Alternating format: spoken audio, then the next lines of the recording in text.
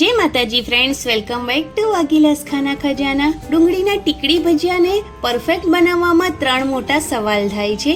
ભજીયા અંદરથી કાચા કેમ રહે છે? તેમાં અંદર વધારે તેલ કેમ ભરાય છે? તે કુરકુરા અને ક્રિસ્પી કેમ નથી બનતા? તો આ બધા પ્રશ્નના જવાબ મેળવવા અને ટીકડીની પૂરી રીત જોવા માટે આ વિડીયો સ્કીપ કર્યા વગર પૂરેપૂરો જોજો। અને તમને જો મારી રેસીપી પસંદ આવે ફ્રેન્ડ્સ તો પ્લીઝ ચેનલને જરૂરથી સબસ્ક્રાઈબ કરજો, લાઈક, કોમેન્ટ અને શેર જરૂરથી કરજો। તો સૌથી પહેલાં મેં અહીંયા એક મોટું બાઉલ લઈ લીધું છે। તેની અંદર એકદમ ઝીણી સમારેલી ડુંગળી લીધી છે। 1.5 વાટકી અહીંયા મેં ડુંગળી લીધી છે। તો ડુંગળી એડ કરી દઈશું મોટા બાઉલમાં। તેની સાથે એકદમ ઝીણા સમારેલા તીખા લીલા મરચાં એડ કર્યા છે 2, તેને પણ એડ કરી દઈશું। તેની સાથે અધકચરા કચડેલા આખા ધાણા પણ એડ કરવાના છે। લસણ અને આદુની પેસ્ટ એડ કરી છે। તમે લસણ ના ખાતા હોય તો સ્કીપ પણ કરી શકો છો। મરીને એકદમ અધકચરા વાટીને એડ કર્યા છે। 1 ચમચી જેટલો ધાણા જીરું પાવડર એડ કર્યો છે। અડધી ચમચી હળદર પાવડર એડ કર્યો છે। કાશ્મીરી લાલ મરચું પાવડર એડ કર્યું છે કેમ કે લીલા મરચાં અહીંયા મેં તીખા એડ કર્યા છે। મીઠું અહીંયા સ્વાદ પ્રમાણે એડ કરી દીધું છે અને ધાણા એડ કર્યા છે। હવે આ બધા જે મસાલા એડ કર્યા છે તેને ડુંગળી સાથે એકદમ સારી રીતે પહેલાં તો આપણે મિક્સ કરી લેવાના છે। તમે અહીંયા થોડો ચાટ મસાલો પણ એડ કરી શકો છો, જેનાથી ખૂબ જ સરસ એવો ચટપટો ટેસ્ટ આવે છે। મેં અહીંયા નથી એડ કર્યો। તો એકદમ સારી રીતે બધા જ મસાલાને ડુંગળી સાથે આપણે પહેલાં મિક્સ કરી લેવાના છે। ડુંગળીમાં થોડું ઘણું પાણી હોય તો એટલા માટે। હવે અહીંયા 1.5 વાટકી આપણે ડુંગળી લીધી છે તો તેની સાથે 1 વાટકી બેસન એડ કરવાનો છે અને થોડો ચોખાનો લોટ પણ એડ કરી શકો છો તમે, વધારે ક્રિસ્પી ભજીયા બને એટલા માટે। તો જેટલી ડુંગળી લઈએ તેનાથી ઓછું આપણે બેસન એડ કરવાનું છે। એટલે મેં અહીંયા 1 વાટકી બેસન એડ કર્યું છે અને 1.5 વાટકી મેં અહીંયા ડુંગળી એડ કરી છે। તો બંનેને એકદમ સારી રીતે આપણે મિક્સ કરી લેવાનું છે। પાણી એડ નથી કરવાનું કેમ કે ડુંગળીમાં પાણી હોય જ છે એટલા માટે। અને પછી જો જરૂર લાગે તો થોડું જ પાણી એડ કરવાનું છે કેમ કે આ બેટર છે એ બિલકુલ ઢીલું ના થવું જોઈએ ફ્રેન્ડ્સ। જો વધારે ઢીલું થઈ જશે ને તો ટીકડી ભજીયા સારા નહીં બને ને અંદરથી કાચા લાગશે એટલા માટે।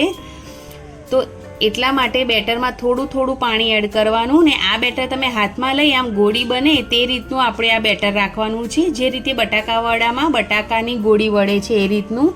તો થોડું જ પાણી એડ કરવાનું છે, 1 થી 2 ચમચી જેટલું, જેટલી જરૂર લાગે। ભજીયાને સોફ્ટ બનાવવા માટે તેલ એડ કરવાનું છે અને તેને પાછું એકવાર મિક્સ કરી લેવાનું છે। તમે અહીંયા સોડા પણ એડ કરી શકો છો, થોડા ભજીયા વધારે સોફ્ટ બને એટલા માટે મેં નથી કર્યા। હવે તેલ મીડિયમ ગરમ કરવાનું છે અને તેલ એકદમ મીડિયમ ગરમ થઈ જાય એટલે આવી રીતે હાથમાં ગોળ બોલ્સ બનાવી તેને એડ કરવાના છે, જે રીતે તમે વિડીયોમાં જોઈ રહ્યા છો તે રીતે। આપણે જે આ ભજીયા છે તેને 50 થી 60% જ ફ્રાય કરવાના છે કેમ કે આ આપણે ટીકડી ભજીયા બનાવી રહ્યા છે એટલે તેને ફ્રેન્ડ્સ 2 વાર આપણે ફ્રાય કરવા પડશે એટલા માટે। તો પહેલાં તેને 50 થી 60% જેટલા જ આપણે ફ્રાય કરીશું અને 50 થી 60% જેટલા ફ્રાય થઈ જાય એટલે તેને આપણે તેલમાંથી બહાર કાઢી લેવાના છે। આ ભજીયા એકદમ ક્રિસ્પી બનાવવાના છે અને ટીકડી ભજીયા એકદમ ક્રિસ્પી હોય તો ખાવામાં ખૂબ જ મજા આવે છે એટલા માટે। તો ફ્રાય થઈ ગયા છે, અડધા ફ્રાય થયા છે તો તેને તેલમાંથી આપણે બહાર કાઢી લેવાના છે। પૂરેપૂરા ફ્રાય આપણે બિલકુલ નથી કરવાના। અને અત્યારે વરસાદની મોસમમાં જો ટીકડી ભજીયા મળી જાય તો ખૂબ જ મજા પડી જાય છે ફ્રેન્ડ્સ। તો અહીંયા ભજીયા ફ્રાય થઈ ગયા છે તો તેને આ રીતે એક ડીશમાં મૂકીશું અને તેની ઉપર ગ્લાસથી આપણે પ્રેસ કરવાનું છે। તે થોડું આપણે જે પ્રેસ કરવાનું છે એકદમ વધારે વજન આપીને ફ્રેન્ડ્સ પ્રેસ નહીં કરવાનું, આ રીતે શેપ આપી દેવાનો છે ટીકડી ભજીયાનો। તો તમે વાટકીની મદદથી અથવા તો ગ્લાસની મદદથી થોડું પ્રેસ કરશો તો આરામથી તેનો શેપ ટીકડી ભજીયા જેવો આવી જાય છે। તમે જોઈ શકો છો એ રીતે એકદમ હળવા હાથે પ્રેસ કરવાનું છે ફ્રેન્ડ્સ, વધારે જોર નહીં આપવાનું, ને તો વધારે પ્રેસ કરશો તમે તો ટીકડી ભજીયાનો શેપ છે એ બગડી જાય છે એટલા માટે। તો આ રીતે બધા જ ટીકડી ભજીયા આપણે પહેલાં બનાવીને રેડી કરી લેવાના છે। તો અહીંયા મેં બધા જ ભજીયા બનાવીને રેડી કરી લીધા છે। તો હવે તેલ મીડિયમ જ ગરમ કરવાનું છે, વધારે એકદમ હાઈ ગેસની ફ્લેમ પર તેને ફ્રાય નહીં કરવાના, નહીં તો ફટાફટ લાલ થઈ જશે અને અંદરથી કાચા રહી જશે અને તેલ પણ ભરાઈ જશે. એટલે મીડિયમ ગેસ પર આપણે તેને ફ્રાય કરવાના છે. એકદમ સરસ ક્રિસ્પી ના થાય ત્યાં સુધી તેને ફ્રાય કરવાના છે. અને જ્યારે આ ટીકડી ભજી આપણે બીજી વાર ફ્રાય કરીશું ને તો ઉપરથી એકદમ સરસ એવો ગોલ્ડન કલર આવી જાય છે અને એકદમ સરસ એવા ક્રિસ્પી આપણે આ ભજીયા ફ્રાય કરીને રેડી કરવાના છે. તો તમે જોઈ શકો છો કે મીડિયમ ગેસની ફ્લેમ પર આપણે ફ્રાય કરીશું તો ભજીયામાં તેલ પણ નહીં ભરાય અને એકદમ સરસ ભજીયા ફ્રાય થઈને રેડી થઈ જાય છે ફ્રેન્ડ્સ. અને અત્યારે આ ભજીયા ખાવામાં ખૂબ જ મજા આવે છે. તમે મરચાં સાથે, ચટણી સાથે, ચા સાથે એન્જોય કરી શકો છો. એકદમ સરસ ક્રિસ્પી જ આ ભજીયા રહે છે.